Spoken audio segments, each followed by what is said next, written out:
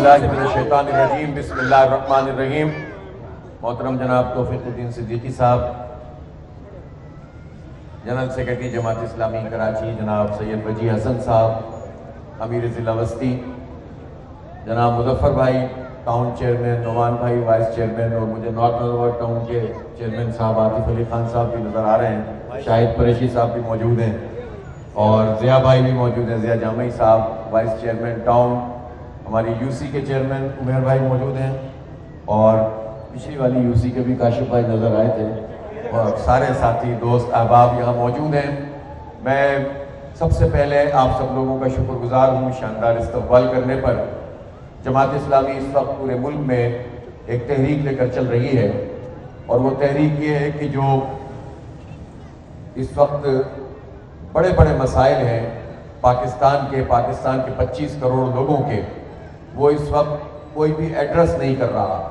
سب سے بڑی بات یہ ہے کہ اس وقت پاکستان پہ جو حکمران طبقہ موجود ہے، وہ طبقہ کسی بھی صورت میں اس کا اہل نہیں ہے کہ اسے اقتدار ملتا۔ یہ مسترد شدہ لوگ ہیں، چاہے نون لیگ کے ہوں، پیپلز پارٹی کے ہوں یا ایم کیو ایم کے ہوں، یہ ہارے ہوئے ہیں، آپ کے مسترد شدہ ہیں، اور اسی الحسن پر کھڑے ہو کر میں یہ بات کہہ سکتا ہوں کہ آپ نے اپنے نمائندے کو سید وجی حسن کو کامیاب کیا ہے۔ آپ کو مبارکباد ہے کہ یہاں سے وجی حسن جماعت اسلامی کے پلیٹ فارم سے کامیاب ہوئے ہیں۔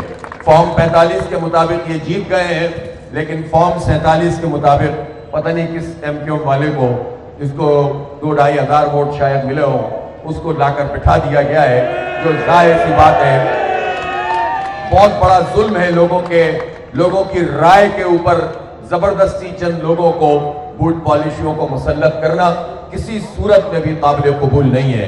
اس پورے شہر کراچی نے، مجھے یاد ہے کہ میں جب الیکشن سے پہلے آیا تھا تو اسی چوک پہ آپ نے بہت شاندار استقبال بھی کیا تھا، اور بہت زبردست کارنر میٹنگ تھی جو جلسہ عام میں تبدیل ہو گیا تھا، اور میں نے اس وقت بھی کہا تھا کہ یہ جو لوگ ہیں جن کو زبردستی مسلط کرنے کی کوشش کی جا رہی ہے، یہ پولنگ اسٹیشن جیتنے کے بھی قابل نہیں ہے، اور شہر کراچی نے یہ ثابت کر دیا کہ 5,500 پولنگ اسٹیشن ہیں اس شہر کراچی میں، اور ان 5,500 پولنگ اسٹیشن میں سے ایک بھی ایم کیو ایم نہیں جیت سکی 5,500 میں سے، لیکن انہیں زبردستی فارم 47 پر اسٹیبلشمنٹ نے مسلط کر دیا، اور اس کے نتیجے میں اپنی مرضی کی جو ہے حکومت قائم کر دی۔ لیکن یہ جو مرضی کی حکومت ہوتی ہے یہ چلنے والی نہیں ہوتی۔ عوام کی مرضی کی حکومت ہوگی تو وہ غلط کرے گی یا صحیح کرے گی، عوام کے ساتھ مل کر کوئی نہ کوئی راستہ بنائے گی، لیکن مسلط کردہ لوگ وہی کرتے ہیں جو اس وقت کر رہے ہیں، اور اس کے نتیجے میں پاکستان کے حالات بگڑتے چلے جا رہے ہیں، اور معیشت سنبھلنے میں نہیں آ رہی۔ اور پھر اس پر معاملہ یہ ہے کہ یہ لوگ اپنی عیاشیاں کم کرنے کے لیے تیار نہیں ہیں۔ بجلی کے بل کس طرح بم بن کر گر رہے ہیں۔ ہم یہاں شہر کراچی میں کہ الیکٹرک مافیا کے خلاف لڑ رہے تھے، اور اس وقت بھی لڑ رہے ہیں، لیکن جب میری ذمہ داری پورے پاکستان میں لگ گئی ہے جماعت اسلامی کی، تو مجھے تو ایسا لگتا ہے کہ پورا پاکستان ہی کے الیکٹرک مافیا کی زد میں ہے، اور حکومت نیپرا اور یہ بجلی کمپنیوں کا جو شیطانی اتحاد ہے یہ پوری طرح سے پاکستان میں اس وقت برسر اقتدار ہے، جس کے نتیجے میں یہ بجلی کے بم آتے ہیں، اور ان بجلی کے بلوں میں کس طرح کے ٹیکسز لگے ہوتے ہیں۔ ایک تو پر یونٹ کاسٹ جو ہے، جو اس کا ٹیرف ہے وہ انتہائی زیادہ ہے، اور پھر اس ٹیرف کے بعد طرح کے ٹیکس ہے، فردر ٹیکس ہے، ادر ٹیکس ہے، انکم ٹیکس ہے، اور فکس ٹیکس ہے، چارجز ہیں، اور ٹی وی ٹیکس ہے، پتہ نہیں، اور پھر ہمارے قبضہ میں نے تو ایک اور بھی ٹیکس لگایا ہوا نا یہاں پر، میونسپلٹی ٹیکس، خود نہیں جمع کر سکتے، عملہ جمع نہیں کرے گا، کام نہیں کریں گے، بلوں میں لگا کے دے دیں گے، اور اس طرح سے ہمیں جو ہے وہ یہ تنگ کرتے ہیں۔ لہذا اس طرح کا جو بل ہے اس کو کسی صورت بھی قبول نہیں کیا جا سکتا۔ مسئلہ یہ ہے کہ اس معاملے پر کوئی پارٹی بولنے کے لیے تیار نہیں ہوتی، اس لیے جماعت اسلامی پورے پاکستان کے لوگوں کی آواز بنی، اور ہم نے یہ مطالبہ کیا کہ یہ جو آئی پی پیز ہیں یہ تو کوئی جانتا بھی نہیں تھا۔ آپ کو یاد ہوگا آج سے کئی برس پہلے ہم نے اس بات کو کہا کہ بھائی پاکستان میں یہ دھندا چل رہا ہے کہ ایک ہب میں جو آئی پی پی ہے اس کو 28 ارب روپے کا پروفٹ ملا، اور اس نے 1 میگا واٹ بھی بجلی نہیں بنائی تھی، 1 میگا واٹ بھی بجلی نہیں بنائی تھی۔ 28 अरब रुपए दिए गए। और फिर जब सिलसिला खुलता चला गया तो पता चला 100 से ज्यादा आईपीपीज हैं, हर हुकूमत में बनी है, और इंडिपेंडेंट पावर प्रोड्यूसर्स के नाम से ये जो धंधा था, इसमें मुआहदे गलत तरीके से किए गए। ऐसे मुआहदे किए गए कि जिसमें अगर 100 मेगावाट का प्लांट था तो उसकी कैपेसिटी 150 मेगावाट शो की गई, और फिर उसमें यह हुआ कि अगर वो प्लांट 10 मेगावाट चलता है, 15 मेगावाट एवरेज चलता है, तो पूरे 150 मेगावाट के पैसे उनको अदा किए जाते हैं। और ये पैसे हुकूमत कहां से अदा करती है?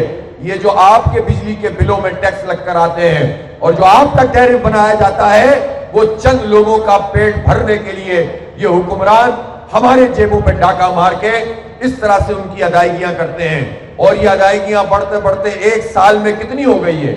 एक साल में ये 2000 अरब रुपए से भी ज्यादा हो गई है। 1-2 अरब नहीं, 2000 अरब रुपए से भी ज्यादा हो गई है। डिफेंस के बजट में भी लोग एतराज करते हैं कि डिफेंस की हद तक तो सही है कि हम बर्दाश्त कर सकते हैं कि मुल्क के तहफ्फुज़ का मामला है, लेकिन डिफेंस के बजट के नाम पर जो जर्नेलों के अलल्ले तलल्ले हैं, वो तो कौन बर्दाश्त नहीं करेगी। लेकिन उससे भी ज्यादा बजट, डिफेंस से भी ज्यादा जो बजट है, वो बजट इन आईपीपीज को उस बिजली का दिया जा रहा है जो उन्होंने बनाई नहीं है। इससे बढ़कर जुल्म क्या हो सकता है? 1994 से ये धंधा चल रहा है और हर हुकूमत इसमें शामिल रही है। इसलिए जमात इस्लामी के अलावा कोई पार्टी इनके खिलाफ बात भी नहीं कर सकती, इसलिए कि कौन बात करेगा? हर हुकूमत में तो इन आईपीपीज वाले लोग मौजूद होते हैं। अभी आप ये देखें कि इस वक्त जो शरीफ फैमिली की हुकूमत है या पीपल्स पार्टी और एमकेएम टाइप के जो लोग हैं, इनकी जो हुकूमत इस वक्त बनी हुई है, इस हुकूमत के ही खानदान के लोगों की भी आईपीपीज मौजूद हैं। फिर इनके पसंदीदा तरीन लोग जो स्पॉन्सरशिप करते हैं, जो इनके जलसे करवाते हैं, जो इनके काम करवाते हैं, और फिर हजारों अरब रुपए की लूट मार करते हैं। चंद ग्रुप्स ने हजारों अरब रुपए का सालाना नुकसान इस पाकिस्तान को पहुंचाया हुआ है। इसलिए कैसे हम इसको बर्दाश्त कर लें? हमने कहा कि बिजली की कीमत में कमी करो, इन्होंने कहा कि आईएमएफ कहता है कि बिजली की कीमत में कमी नहीं करो। हमने कहा आईएमएफ ने तो चुपके से आपसे ये भी कहा है कभी कभी कि जागीरदारों पे टैक्स लगाओ। आप सारे टैक्स तनख्वाहदारों पे लगाते हो। पाकिस्तान में तनख्वाहदार तबके ने एक साल में 368 अरब रुपए टैक्स जमा कराया है। ये शहर कराची है, ये उन्हीं लोगों का शहर है जिनको सरकारी जॉब तो नहीं मिलती, लेकिन प्राइवेट सेक्टर में जॉब करते हैं और वहां से अपनी तनख्वाहों में उनके पैसे कटते हैं। कराची पूरे पाकिस्तान में 42% इनकम टैक्स अदा करता है, बाकी पूरा पाकिस्तान करता है। तो ये शहर कराची को एजाज है, और उसके हालात में तो मैं भी आपसे बात करता हूं। लेकिन ये जो सूरत हाल है कि इस पूरे अमल में चंद आईपीपीज को फायदा पहुंचाया जाता है, तनख्वाहदार तबके के ऊपर बोझ डाला गया है। और जब हमने कहा कि जागीरदारों पे टैक्स लगाओ, तो कौन लगा सकता है जागीरदारों पे टैक्स? देखिए, जितनी हुकूमतें भी आई हैं, ये चाहे नून की हो, पीपी की हो, पीटीआई की हो, ये इसलिए जागीरदारों पे टैक्स नहीं लगा सकते कि इन्हीं जागीरदारों के मरूने मिन्नत होते हैं, ये इन्हीं आईपीपीज वालों के मरूने मिन्नत होते हैं। दावे कुछ भी करें, लेकिन ये चंद लोगों को ही फायदा पहुंचाते हैं और ये बिजली के बम हम पर गिराते चले जाते हैं। 3-4 अरब रुपए पूरे पाकिस्तान में जागीरदारों ने जमा कराए हैं, जबकि 368 अरब रुपए इनकम टैक्स के तनख्वाहदार लोगों ने जमा कराए। हमने कहा कि यहां से स्लेब कम करो, जागीरों पे टैक्स लगाओ, तो मानने के लिए तैयार नहीं होते। हमने कहा कि फ्री पेट्रोल खत्म करो, 300-400 अरब रुपए बच जाएंगे। गाड़ियां छोटी करो, और इसके नतीजे में जो बड़ी गाड़ियों का अगर तुम ऑक्शन करोगे, हजारों अरब रुपए बचेंगे। इन्होंने कहा कि हम कहां से पैसे लाएं? हमने कहा कि सूद के रेट को, अव्वल तो सूद होना नहीं चाहिए, खत्म होनी चाहिए ये लानत। लेकिन जब कोर्ट ये कहता है कि बतदरीज कम करो, तो चलो 19.5% से 10% पे लेकर आओ। कहते हैं कि फिर वो बैंकों का रिजर्व रेशो जो है ये हो जाएगा, वो हो जाएगा। ये सब धंधा है। आपको पता है इस वक्त पाकिस्तान में कौन लोग मजे कर रहे हैं? आईपीपीज वाले मजे कर रहे हैं, या ये बैंकों के नाम पर जो लूट मार हो रही है ये मजे कर रहे हैं। इनको आईएमएफ कुछ नहीं कहता। और ये जो रेट है ये कैसे आगे बढ़ जाता है? इसलिए कि डॉलर रेट हो या ये सूद का रेट हो, اسٹیٹ بینک کو انڈیپینڈنٹ کر دیا. کس نے کر دیا؟ یہ ساری جماعتیں اکٹھی ہو گئی تھی. آپ یاد کریں کہ جب پی ٹی آئی کی حکومت تھی تو Noon league, Peoples Party, P T I, M Q M سب نے مل کر اسٹیٹ بینک کو حکومت کے دائرے سے باہر نکال دیا تھا تاکہ براہ راست جو ہے آئی ایم ایف کے احکامات کو ماننے لگے. اسی طرح سے باجوہ کی ایکسٹینشن نے بھی ان سب نے مل کر دی تھی. اب روتے رہتے ہیں تو بھائی خود ہی ایسے کام کرتے ہو اور پھر روتے بھی ہو. بات یہ ہے کہ جو پاکستان کے عوام کا مفاد ہے وہ مفاد ہمیشہ یہ چھوٹا سا طبقہ وہ اس کو کمپرومائز کرتا ہے، اس مفاد کے اوپر ضرب لگاتا ہے اور اپنے مفادات کو حاصل کرتا ہے. اس طبقے سے جان چھڑانی ہے. مسئلہ صرف ایک پارٹی کا بھی نہیں ہے. 77 سال میں پاکستان میں کس کی حکومت ہے؟ یا تو فوج کے جنرلوں نے براہ راست حکومت کی ہے یا ان کی کیاری میں پلے ہوئے سیاستدان حکومت کرتے ہیں. جاگیرداروں کی حکومت ہے، بڑے بڑے سرمایہ داروں کی حکومت ہے، ان آئی پی پیز والوں کی حکومت ہے. آپ دیکھتے ہیں کہ عدلیہ کی حکمرانی ہوتی ہے، جو چاہتے ہیں مرضی فیصلے کرتے ہیں، سیاسی بنیادوں پہ سپریم کورٹ تک جو ہے چل رہی ہوتی ہے. ابھی قاضی صاحب کے ایکسٹینشن کے چکر میں سب لگے پڑے ہوئے ہیں. ججوں کی تعداد بڑھانے کی بات ہو رہی ہے تاکہ پسند کے جج آ جائیں. تو جہاں عدلیہ کا یہ حال ہو، جہاں پر ملک کا تحفظ کرنے والے سیاسی معاملات میں مداخلت کریں، جہاں آئین اور قانون کو پامال کیا جائے، جہاں پر ایک چھوٹا سا محدود مراعات یافتہ طبقہ ہو جو کروڑوں لوگوں کے حقوق کو غصب کر رہا ہو، تو ایسے میں پھر لوگوں کو کیا کرنا چاہیے؟ خاموش تماشائی بننا چاہیے. ہر نوجوان یہ کہے کہ بس اس ملک سے چلے جائیں. کتنے لوگ چلے جائیں گے؟ ہر کوئی یہ سمجھے کہ ہمیں حالات سے لا تعلق ہو جانا چاہیے. تو اس کے نتیجے میں کیا ہوگا؟ تو پھر اس کے نتیجے میں تو یہ مزید طاقتور ہوں گے. پھر یہ چاہتے ہیں کہ ہم تقسیم بھی ہو جائیں، ہمیں فرقوں کی بنیاد پہ تقسیم کریں، ہمیں زبانوں کی بنیاد پہ تقسیم کریں، ہمیں صوبوں کی بنیاد پہ تقسیم کریں. عوام تقسیم ہوتے رہیں، یہ سب اکٹھے ہو کر ہمیں لوٹتے رہیں. تو اب اس سلسلے کو بند ہونا چاہیے. اس لیے جماعت اسلامی کی وہ تحریک جو کراچی سے شروع ہوئی تھی، حق دو کراچی کو تحریک، اب یہ پورے پاکستان کی تحریک بن گئی ہے. حق دو عوام کو، حق دو پاکستان کو، حق دو کراچی کو، حق دو بلوچستان کو، حق دو ایون پنجاب کو، ایون کے پی کو. ہر جگہ لوگ پریشان ہیں. بجلی کے بل تو سب کو تنگ کرتے ہیں، پیٹرول کی قیمت تو سب کو تنگ کرتی ہے، مہنگائی کا عذاب جس میں تو سب مبتلا ہیں. تعلیم تو بچوں کی ایک مسئلہ بن گئی ہے، کہاں سے ہم ادا کریں کہ بچوں کی فیس ادا کریں یا گھر کا خرچہ چلائیں. اس لیے ہم نے پورے پاکستان کو موبیلائز کیا اور پھر اسلام آباد میں ہم نے ایک بہت بڑا احتجاج کیا، پنڈی میں دھرنا دیا، حکومت کو مجبور کیا. انہوں نے ایگریمنٹ کیا ہمارے ساتھ اور اب اس ایگریمنٹ کے 32 دن گزر گئے ہیں، 13 دن باقی ہیں. اور میں شہباز شریف صاحب سے بھی یہ کہنا چاہتا ہوں کہ آپ اس معاملے کو ہلکا نہ لیں. آپ صرف 2 مہینے کے 14 روپے کم کر کے، وہ بھی صرف ایک صوبے پنجاب میں، آپ یہ سمجھتے ہیں کہ لوگ جو ہے وہ آپ کے لیے کوئی کلمہ خیر کہیں گے، تو ایسا کبھی نہیں ہوگا. ہمیں خیرات نہیں چاہیے. پورے پاکستان میں بجلی کے بلوں میں ریلیف دیا جائے اور پورے پاکستان کے ٹیرس کو کم کیا جائے، ان ٹیکسوں کو ختم کیا جائے اور اپنی عیاشیاں کم کرو، لوگوں کو ریلیف دو. یہ ہماری بنیادی بات ہے. تنخواہ لوگوں کو سہولت دو. اسی طرح ان عیاشیوں کو کم کرو، جاگیرداروں پر ٹیکس لگاؤ، آئی پی پیز کو لگام دو، ان کے معاہدوں کو ریوائز کرو، ان سے ری نیگوشیٹ کرو. سب کچھ ہو سکتا ہے اگر مفادات پیش نظر نہ ہو.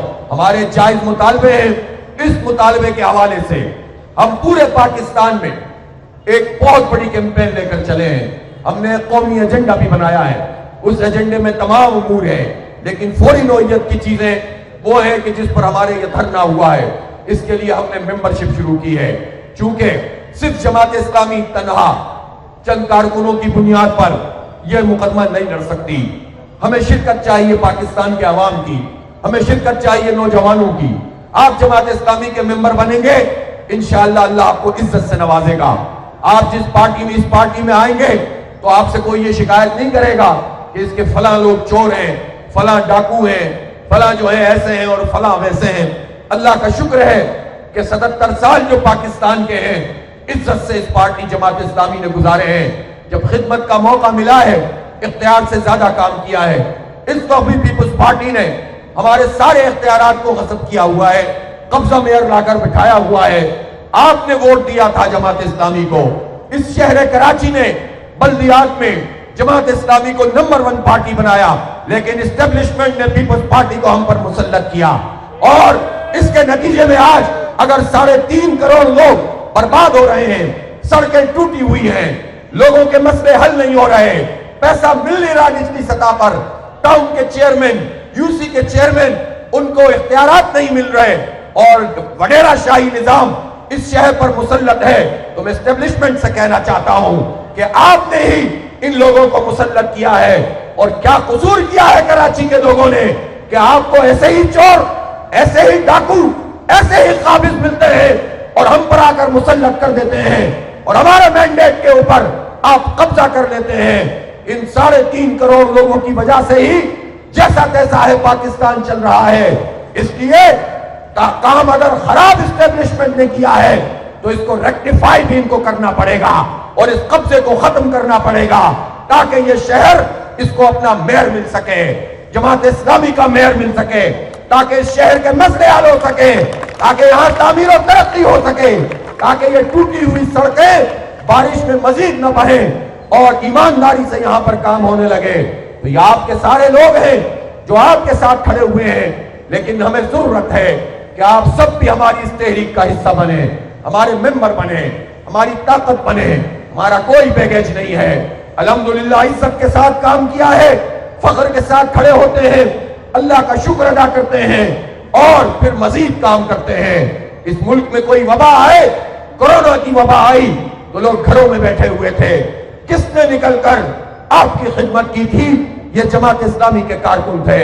کوئی اگر زلزلہ آئے تو جماعت اسلامی، سیلاب آئے تو جماعت اسلامی، پریشانی ہو تو جماعت اسلامی۔ الخدمت کا بڑا اسپتال تو خود یہاں ناظم آباد میں اس کی منہ بولتی تصویر ہے کہ کس طرح محدود نرخ پر لوگوں کی خدمت کی جاتی ہے، اور پھر جب تعلیم کے دروازے لوگوں کے اوپر بند ہو رہے ہوں، آئی ٹی کی ایجوکیشن خود سرکاری اداروں میں مہنگی ہو اور پرائیویٹ سیکٹر میں تو غریبوں اور مڈل کلاس کے لیے گنجائش ہی بند ہوتی جا رہی ہو، تو بنو قابل کے نام سے ایک بہت بڑا پروجیکٹ الحمدللہ لانچ کیا ہے، اور صرف اس شہر کراچی میں الحمدللہ 53,000 بچوں اور بچیوں کو، طلباء اور طالبات کو فری آئی ٹی کورسز پچھلے 1.5 سال میں کروائے الحمدللہ۔ یہ ہے جماعت اسلامی، تاکہ لوگ اپنے پیروں پہ کھڑے ہو سکیں، اور ہم پورے پاکستان میں اب یہ لانچ کرنے جا رہے ہیں۔ ہم 10 لاکھ بچوں کو پڑھائیں گے اور فری پڑھائیں گے۔ ہم یہ بتانا چاہتے ہیں کہ ایک پارٹی اور ایک الخدمت کے کام کر سکتی ہے، تو جس ریاست کے پاس، جس حکومت کے پاس ہمارے سارے وسائل موجود ہیں، ہزاروں ارب روپے موجود ہیں، تو لوٹ مار کا یہ نظام اب بند ہونا چاہیے۔ سب سے بڑی عوام کی خدمت یہ ہے کہ جو ہمارا سرمایہ، ہمارا خزانہ، اس کے اوپر چند قابض لوگ ہیں، ان کا قبضہ چھڑایا جائے، ہمارے بچوں پہ اس خزانے کو لگایا جائے، اور اس کے نتیجے میں تعلیم عام ہو، صحت کی سہولتیں ملیں، روزگار ملے، انڈسٹری چلے، تجارت آگے بڑھے۔ اسی سے پاکستان آگے بڑھے گا۔ اس لیے یہ پاکستان جس میں دریا ہے اور سمندر ہے، جس میں لہلہاتے کھیت ہیں، جس میں مزدور اور کسان ہیں، جس میں نوجوان ہیں، 40 سال تک کی عمر کے 80% لوگ ہیں، 20 کروڑ انسان 25 کروڑ میں سے 40 سال تک کی عمر کے ہیں، تو یہ تو نوجوان پاکستان ہے۔ یہ کیسے مقروض ہو سکتا ہے؟ یہ کیسے پیچھے جا سکتا ہے؟ اس میں تو سارے خزانے، سارے منرلز موجود ہیں۔ لہذا آؤ، ان خزانوں پہ جو ناک بن کے بیٹھے ہیں، ان کو ایک طرف کرنے کی جو تحریک ہے اس کا حصہ بن جاؤ۔ نوجوانوں سے خاص طور پر کہتا ہوں، اپنی ماؤں بہنوں بیٹیوں سے کہتا ہوں، جماعت اسلامی کے ممبر بنیں۔ آسانی سے آپ ممبر بن سکتے ہیں۔ آپ کو صرف یہ جو کیو آر کوڈ کہیں نظر آ رہا ہے، اس کیو آر کوڈ کو اسکین کرنا ہے، فارم کھلے گا، 2-4 باتیں ہیں وہ فل کریں گے اور آپ ہمارے ممبر بنیں گے۔ آپ ممبر بنیں گے تو پاکستان کی طاقت بنیں گے، ان نوجوانوں کی طاقت بنیں گے، اس قبضہ مافیا کے خلاف ایک قوت بنیں گے۔ ہم 50 لاکھ ممبر کا پاکستان نے ابتدائی ہدف رکھا ہے۔ جب یہ سلسلہ اس مہینے میں انشاءاللہ مکمل ہوگا، اسی دوران میں یہ وقت بھی مکمل ہوگا جو مدت معاہدے میں طے کی گئی تھی۔ اسی دوران ہم نے ہڑتال کی، کراچی سے خیبر تک پہیا جام تو نہیں کی تھی، شٹر ڈاؤن کی تھی، لیکن کراچی والے تو پہیا جام ہی کر دیتے ہیں۔ اب میں آپ سے پوچھتا ہوں کہ اگر بجلی کے بلوں میں کمی کے لیے، تنخواہ داروں کا ٹیکس کم کرنے کے لیے، 3 दिन کی پہیہ جام ہڑتال کریں تو جن لوگوں نے ہماری معیشت ویسے ہی بند کی ہے ان کے خلاف آپ سراپا احتجاج ہونے کے لیے تیار ہیں کہ نہیں تیار ہیں؟ ہم ہڑتال کا آپشن بھی رکھتے ہیں، اور اگر حکومت نے ہماری بات نہیں مانی، کل وزیر داخلہ صاحب کا فون لیاقت بلوچ صاحب کے پاس تھا اور وہ یہ کہہ رہے تھے کہ ہم بیٹھ کر بات کریں گے کہ کیا پیش رفت معاہدے میں ہوئی ہے۔ آپ بات کریں یا نہ کریں، پیش رفت کریں، اقدامات کریں، بجلی کے بل کم کریں، آئی پی پیز کو لگام دیں، ورنہ پھر یہ ہو سکتا ہے کہ اگلے مہینے کے جب بل آئیں تو ہم پاکستان کے عوام سے یہ اپیل کریں کہ کوئی بل ادا نہیں کرے گا۔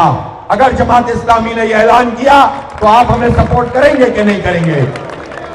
اور پھر اگر یہ کئی والے آپ کے پاس آپ کی بجلی کاٹنے کے لیے آئیں گے تو پھر آپ کیا کریں گے؟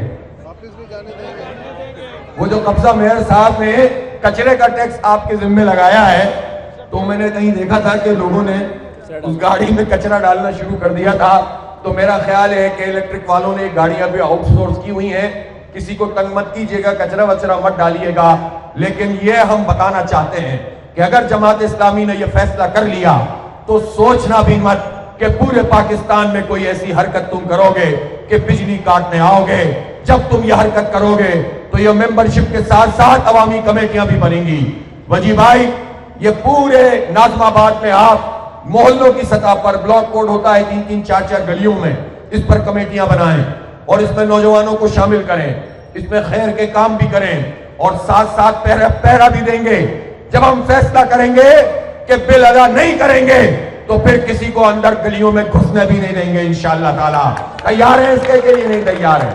تو یہ بڑی تحریک ہے اور یہی تحریک انشاءاللہ آگے بڑھے گی اور یہی ان لوگوں سے اپنا حق دلوائے گی۔ اس لیے میں آپ سے کہتا ہوں کہ اس مرحلے پہ جب ممبرشپ ہو رہی ہے تو آپ بڑے پیمانے پر جماعت اسلامی کے ممبر بنے، جماعت اسلامی کا حصہ بنے، طاقت بنے۔ پاکستان کو اس وقت ضرورت ہے کہ یہاں ایک ایسی پارٹی جماعت اسلامی جو منظم بھی ہے، متحرک بھی ہے، عوام کے ایشوز پر بات بھی کرتی ہے، اور اس میں یہ پرابلم بھی نہیں ہے کہ اگر پارٹی کا لیڈر اندر ہو جائے تو پوری پارٹی بکھر جائے۔ ایک اسٹیبلشمنٹ کی بات کرے، ایک نون کے ساتھ ملا ہو، ایک پی پی کے ساتھ ملا ہو، ایک پتہ نہیں اپنے ساتھ بھی ملا ہو کہ نہیں ملا ہو، اور پوری قوم پریشان رہے۔ یہاں پر تو اگر کوئی ایسا موقع آیا کہ جماعت اسلامی کی لیڈرشپ گرفتار ہوئی تو پوری آلٹرنیٹ تمام تر منظم تنظیم موجود ہے، اور انشاءاللہ تعالی عوام کے ساتھ مل کر پھر ہم اپنے حصے کا کام کریں گے۔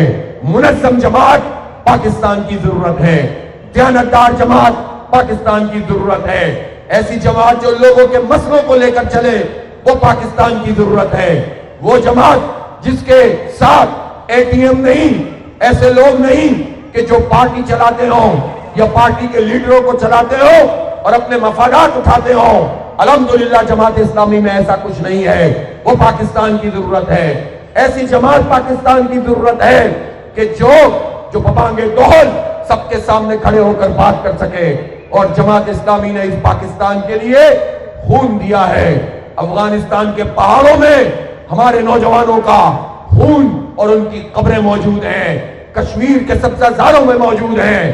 آج بھی مشرقی پاکستان جو اب بنگلہ دیش بن گیا ہے، پھانسی کے سینکڑوں لوگ ان کے پھندوں پہ جلائے گئے، اس لیے کہ ہم نے پاکستان کے تحفظ کی بات کی، کیوں پاکستان جغرافیہ کا نام نہیں ہے، لا الہ الا اللہ محمد الرسول اللہ کا نام ہے۔